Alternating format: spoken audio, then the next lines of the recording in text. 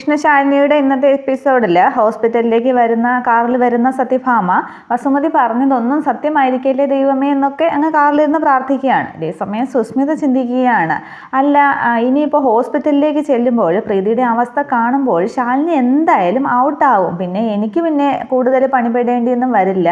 അല്ല ഇവരെന്താ എന്നോട് ആ സംഭവത്തെക്കുറിച്ചൊന്നും ചോദിക്കാത്തത് എന്നൊക്കെ സുസ്മിത ചിന്തിക്കുകയാണ്. എന്നിട്ട് സുസ്മിത തന്നെ പറഞ്ഞ് ആശ്വസിക്കുന്നുണ്ട്, അല്ല ഇവരുടെ കാഴ്ചപ്പാടിൽ ഇപ്പോൾ മകളും മരുമകനും ഒക്കെ പഞ്ചകൈലാസത്തിൽ തപസ്സിരിക്കുകയല്ലേ, വസുമതി നുണ പറഞ്ഞതാകും എന്നൊക്കെ ആയിരിക്കും ഇവർ ധരിച്ചിരിക്കുന്നത്. എന്തായാലും ഹോസ്പിറ്റൽ ചെല്ലുമ്പോൾ ആ കാഴ്ച സീൻ കണ്ട് മകള് വെട്ടിയിട്ട വാഴത്തണ്ട് പോലെ കിടക്കുന്നത് കണ്ടിട്ട് ഇവർക്ക് അറ്റാക്ക് വന്ന് തട്ടിപ്പോകാതിരുന്നാൽ ഭാഗ്യം എന്നൊക്കെ പറയുകയാണ്. എന്നിട്ട് അല്ലെങ്കിൽ തട്ടിപ്പോട്ടെ, വിഷ്ണുവേട്ടൻ്റെയും ശാലിനിയുടെയും ഫസ്റ്റ് നൈറ്റ് നടത്തുകയും എന്നെ രോഹിത്തിന് പിടിച്ചു കൊടുക്കുകയും ചെയ്തതല്ലേ, അപ്പോൾ അവർക്ക് അവരുടെ വഴി, എനിക്ക് എൻ്റെ വഴി, എന്തായാലും സംഭവിക്കട്ടെ, എന്തായാലും നല്ല അടിപൊളി സീനുകളായിരിക്കും ഹോസ്പിറ്റലിൽ എന്നൊക്കെ മനോരാജ്യം കണ്ടങ്ങ് സന്തോഷിച്ച് സുസ്മിത ഇരിക്കുകയാണ്. പക്ഷെ ആകെ വിഷമത്തിലാണ് സത്യഭാമ.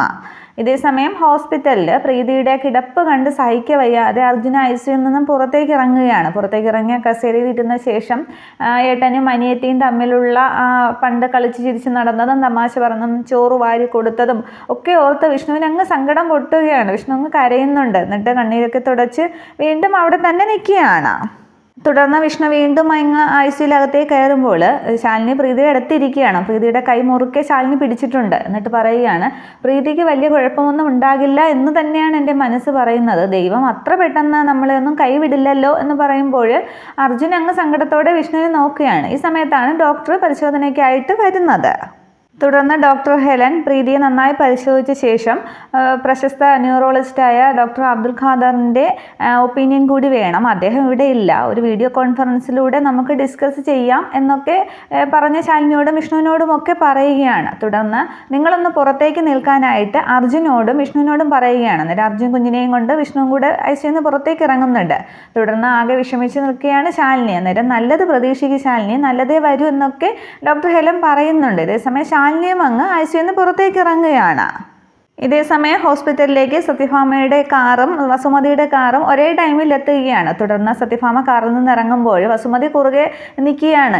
അല്ല സത്യാമ്മേ എന്നും പറഞ്ഞ് ഇങ്ങനെ വസുമതി നിൽക്കുന്നുണ്ട്. അതെന്താ വഴിതടയിൽ സമരമാണോ, അങ്ങോട്ട് മാറി നിൽക്കുന്ന സത്യഭാമ പറയുകയാണ്. അന്നേരം അല്ല, ഞാൻ എന്തെങ്കിലും വായിക്കുവാ പറഞ്ഞ് എരികേറ്റ എന്തെങ്കിലും പറഞ്ഞു എന്ന് വെച്ച് നിങ്ങളെങ്ങനെ ഇറങ്ങി പുറപ്പെടാമോ എന്നൊക്കെ വസുമതി ഒരു നയത്തിൽ ചോദിക്കുകയാണ്. അന്നേരം സത്യഭാമയുടെ മകൾ പ്രീതിയെക്കുറിച്ചാണ് നീ അനാവശ്യം പറഞ്ഞതൊക്കെ ശരി തന്നെ, പക്ഷേ നീ പറഞ്ഞത് നുണയാണ് എന്ന് ഞാൻ അറിഞ്ഞാൽ നിന്റെ വായിൽ നിറച്ചുള്ള പല്ല് മുഴുവൻ താഴെ കിടക്കും എന്നൊക്കെ അങ്ങ് സത്യഭാമ പറഞ്ഞ് ദേഷ്യപ്പെടുകയാണ്. അന്നേരം പ്രതികാരം ചെയ്യേണ്ട സമയമൊന്നുമല്ല ഇത്, ഞാൻ വെറുതെ പറഞ്ഞതാണ് എന്നൊക്കെ വസുമതി പറയുന്നുണ്ട്. പക്ഷെ അതൊന്നും കേൾക്കാതെ ഞാൻ അകത്തേക്ക് പോയി നോക്കട്ടെ എന്നും പറഞ്ഞ് സത്യഭാമ അങ്ങ് വസുമതിയെ തള്ളി മാറ്റിയിട്ട് ഹോസ്പിറ്റലിനകത്തേക്ക് കയറുകയാണ്. തുടർന്ന് സുസ്മിതയെ പിടിച്ചു നിർത്തുന്നുണ്ട് വസുമതി. എന്നിട്ട് ചോദിക്കുകയാണ്, നീ എല്ലാം അറിഞ്ഞു വെച്ചുകൊണ്ട് ഇങ്ങനെ ചെയ്യുന്നോടി എന്നും പറഞ്ഞ് സുസ്മിതയ്ക്ക് നേരെ ദേഷ്യപ്പെടുകയാണ്. അന്നേരം ഞാനെന്ത് ചെയ്തു എന്ന് ആൻറ്റിയല്ലേ എല്ലാം പറഞ്ഞു കൊടുത്തത്, ഹോസ്പിറ്റലിൻ്റെ പേരടക്കം പറഞ്ഞു കൊടുത്തില്ലേ എന്നൊക്കെ സുസ്മിത ചോദിക്കുകയാണ്. അന്നേരം വസുമതിക്ക് ഉത്തരമില്ല. തുടർന്ന് സുസ്മിതയെ നീ വരുന്നുണ്ടോ എന്ന് സത്യഭാമ വിളിക്കുമ്പോൾ ആ വരുന്ന ആൻറ്റി എന്നും പറഞ്ഞ് സുസ്മിതയും പുറകെ പോവുകയാണ്. തുടർന്ന് വസുമതി അങ്ങ് ചിത്രയോട് ചോദിക്കുകയാണ്, ഹോസ്പിറ്റലിൻ്റെ പേര് പറഞ്ഞതായിപ്പോയി കുഴപ്പം, ഇനിയിപ്പോൾ ഈ ഹോസ്പിറ്റലിലല്ല എന്ന് പുറകെ പോയി പറഞ്ഞാലോ എന്ന് വസുമതി ചോദിക്കുകയാണ്. അന്നേരം ഈ അമ്മയ്ക്ക് എന്തിൻ്റെ കേടാണ്, ഇനിയിപ്പോൾ അമ്മ പ്രീതി കിടക്കുന്ന ICU വരെ കാട്ടി കൊടുക്കുമല്ലോ, മണ്ടത്തരം കാണിക്കാതെ എന്നൊക്കെ ചിത്ര പറയുന്നുണ്ട്. അന്നേരമാണ് വസുമതി പറയുന്നത്, സത്യഭാമയെ ICUവിൻ്റെ അടുത്തേക്ക് കടത്തി വിടാതിരുന്നാൽ പോരെ, അതിനുള്ള വഴി നോക്കാമെന്നും പറഞ്ഞ് സത്യഭാമയുടെ പിറകെ ഓടുകയാണ് വസുമതി. കൂടെ ചിത്രയും പോകുന്നുണ്ട്. ഇതേസമയം പ്രീതി ഡോക്ടർ ഹെലൻ സ്കാനിങ് റിപ്പോർട്ടും എല്ലാം ഒക്കെ ആയിട്ട് പരിശോധിക്കുകയാണ്. തുടർന്ന് സത്യഭാമയുടെ പിറകെ പോകുന്ന വസുമതി പിന്നെയും ചെന്ന് പറയുകയാണ്, സത്യഭാമയെ പ്രീതി ഈ ഹോസ്പിറ്റലിലൊന്നും ഇല്ല, പ്രത്യേകിച്ച് ഇവിടുത്തെ ICUവിലില്ല എന്നങ്ങ് പെട്ടെന്ന് പറയുകയാണ്. തുടർന്ന് സത്യഭാമയ്ക്ക് അത് മനസ്സിലാവുകയാണ്. എന്നിട്ട് ചോദിക്കുകയാണ്, വസുമതി നീ എന്താ മന്ദബുദ്ധിയാണോ അതോ വണ്ടിയായിട്ട് അഭിനയിക്കുകയാണോ എന്ന് ചോദിക്കുകയാണ്. അന്നേരം ആകെ കടിച്ചു പിടിച്ച് നിൽക്കുകയാണ് ചിത്ര. തുടർന്ന് ഞാൻ പറയുന്നതൊന്ന് കേൾക്കുന്നൊക്കെ വസുമതി പറയാൻ തുടങ്ങുന്നെങ്കിലും നീ ഒന്ന് മാറി നിന്നേന്നും പറഞ്ഞ് ICUവിൻ്റെ അടുത്തേക്ക് സുസ്മിതയും കൂട്ടി സത്യഭാമ പോകുന്നുണ്ട്. തുടർന്ന് ICUവിൻ്റെ അടുത്തേക്കാണല്ലോ അവർ പോകുന്നത്, ഇനിയിപ്പോൾ എന്താ ചെയ്യുക, നമുക്കും കൂടി അങ്ങോട്ട് പോകാമെന്നും പറഞ്ഞ് ചിത്രയും വിളിച്ചുകൊണ്ട് വസുമതിയും പിറകെ പോകുന്നുണ്ട്. ഇതേസമയം അർജുനോട് ശാലിനി തിരക്കുകയാണ് വസുമതി ആൻറ്റി വന്നില്ലേ എന്ന്. അന്നേരം പ്രീതിയുടെ പേരിൽ അമ്പലത്തിൽ എന്തോ പൂജയോ വ്രതമോ ഒക്കെ ഉണ്ട്, അവിടേക്ക് പോയിരിക്കുകയാണെന്ന്. ആ സമയത്ത് തന്നെ അർജുൻ്റെ ഫോണിലേക്ക് ഒരു കോള് വരികയാണ്. അന്നേരം ഒരു ക്ലയൻ്റ് ആണ് ശാലിനി എന്ന് പറയുമ്പോൾ കുഞ്ഞിനെ ഇങ്ങി താന്ന് ശാലിനി പറയുകയാണ്. അന്നേരം വേണ്ട, ഇപ്പോൾ നിങ്ങൾ ഇവളെ കൊണ്ടുപോകില്ലേ, അതുവരെ എൻ്റെ അടുത്ത് ഇരിക്കട്ടെ എന്നും പറഞ്ഞ് കുഞ്ഞിനെയും കൊണ്ട് തന്നെ കോൾ എടുത്തുകൊണ്ട് അർജുൻ അങ്ങ് സംസാരിച്ചുകൊണ്ട് പുറത്തേക്ക് പോവുകയാണ്.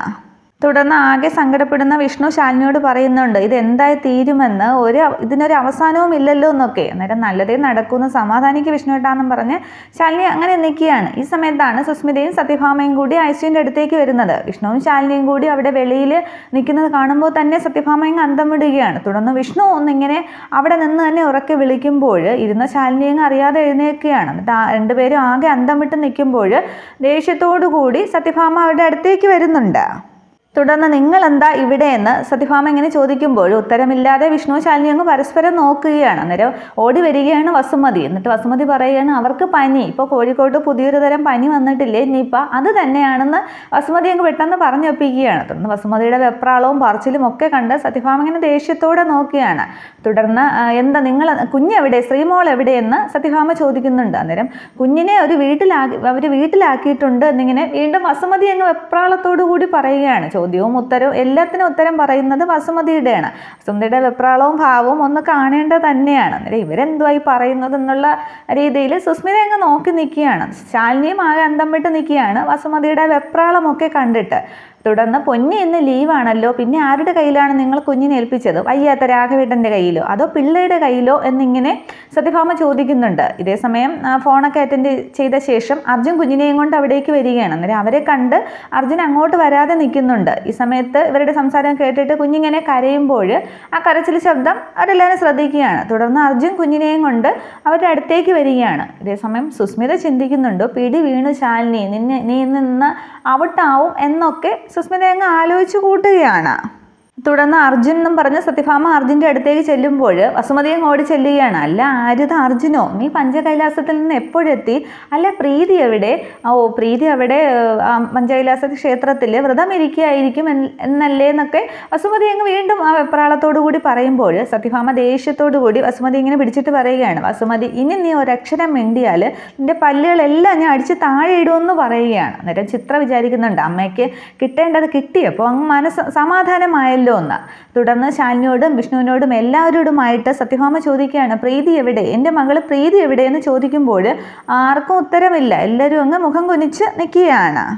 തുടർന്ന് പ്രീതി എവിടെയടി എന്ന് ശാലിനിയോട് ഇങ്ങനെ ചോദിക്കുമ്പോൾ മുഖം കുനിച്ചുകൊണ്ട് തന്നെ ശാലിനി ഇങ്ങനെ ഐസിയുലേക്ക് കൈ ചൂണ്ടുകയാണ്. തുടർന്ന് സത്യഭാമ ഓടിയ ഗ്ലാസ്സിൽ കൂടെ നോക്കുമ്പോൾ പ്രീതിയുടെ കിടപ്പ് കണ്ട് സത്യഭാമ ആകെ അങ്ങ് തകരുകയാണ്. അന്നേരം കണ്ണടച്ച് നിൽക്കുകയാണ് വിഷ്ണു, സത്യഭാമയുടെ ആ ഭാവം കാണാൻ വയ്യാഞ്ഞിട്ട്. തുടർന്ന് ശാലിനിയുടെ അടുത്തേക്ക് നിന്ന് ചോദിക്കുകയാണ് ഇതാണോ പഞ്ചകൈലാസം, ഇവിടെയാണോ പ്രീതി തപസ്സിരിക്കുന്നത് എന്നൊക്കെ ദേഷ്യപ്പെടുമ്പോൾ അത് സത്യാമ്മ എന്നും പറഞ്ഞ് ശാലിനി പറയാൻ തുടങ്ങുമ്പോൾ ശാലിനിയുടെ കരണം നോക്കി സത്യാമ്മ ഒന്ന് പൊട്ടിക്കുക. അന്നേരം അമ്മയെന്ന് വിഷ്ണു ഉറക്കെ വിളിക്കുന്നുണ്ട്. തുടർന്ന് അടിപൊളി കൊടുകൈ നല്ല സീൻ എന്നൊക്കെ സുസ്മിത അങ്ങ് മനസ്സിൽ പറയുകയാണ്. തുടർന്ന് ഇവളെയാണ് ഞാൻ ഏൽപ്പിച്ചത്, പ്രീതിയുടെ ജീവൻ ഇവളെയാണ് ഏൽപ്പിച്ചത് എന്നൊക്കെ സത്യഭാമ പറയുന്നുണ്ട്. നീ പറഞ്ഞേ മതിയാകൂ, എന്താണ് സംഭവിച്ചതെന്ന് ചോദിക്കുമ്പോൾ ശാലിനി നടന്ന സംഭവങ്ങൾ പറയുകയാണ്. തലയിടിച്ച് വീണതും സുസ്മിതയുമായിട്ട് പോയപ്പോൾ വീണതൊക്കെ പറയുന്നുണ്ട്. തുടർന്ന് വിഷ്ണു ചോദിക്കുകയാണ് പ്രീതി കാൽ വഴുതി വീണതാണ്, അതിനിപ്പോൾ ശാലിനി എന്ത് പിഴച്ചു എന്നാ അമ്മ ഈ പറയുന്നതെന്ന് ചോദിക്കുമ്പോൾ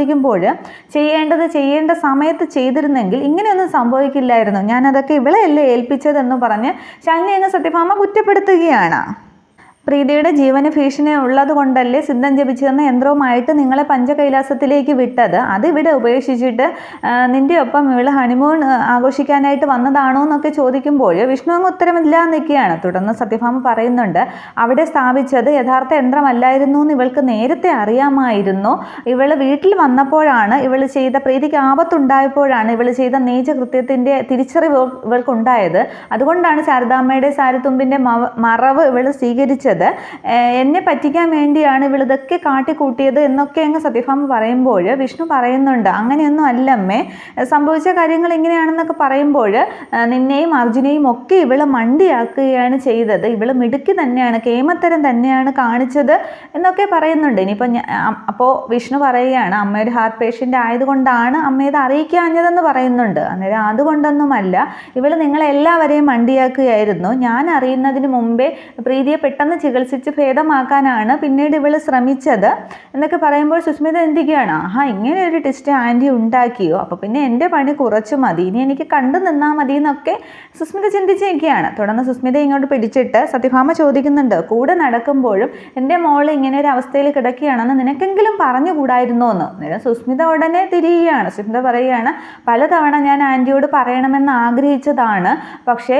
പ്രീതിയെ പറ്റി ഒരക്ഷരം മിണ്ടിയാൽ കൊന്നുകളയുമെന്നാണ് ശാലിനി പറഞ്ഞത് എന്നിങ്ങനെ പറയുകയാണ്. അന്നേരം അന്തം വിട്ട് നോക്കുകയാണ് വിഷ്ണുവും ശാലിനിയും അർജുനും ഒക്കെ, ഇവൾ എന്താണ് ഇങ്ങനെ തിരിച്ചു പറയുന്ന ഉദ്ദേശത്തിൽ. അന്നേരം സുസ്മിത പറയുന്നതൊക്കെ അങ്ങ് സത്യഭാമ വിശ്വസിക്കുകയാണ്. ഇത്രയുമാണ് നാളത്തെ പുതിയ എപ്പിസോഡ്. Okay, thank you.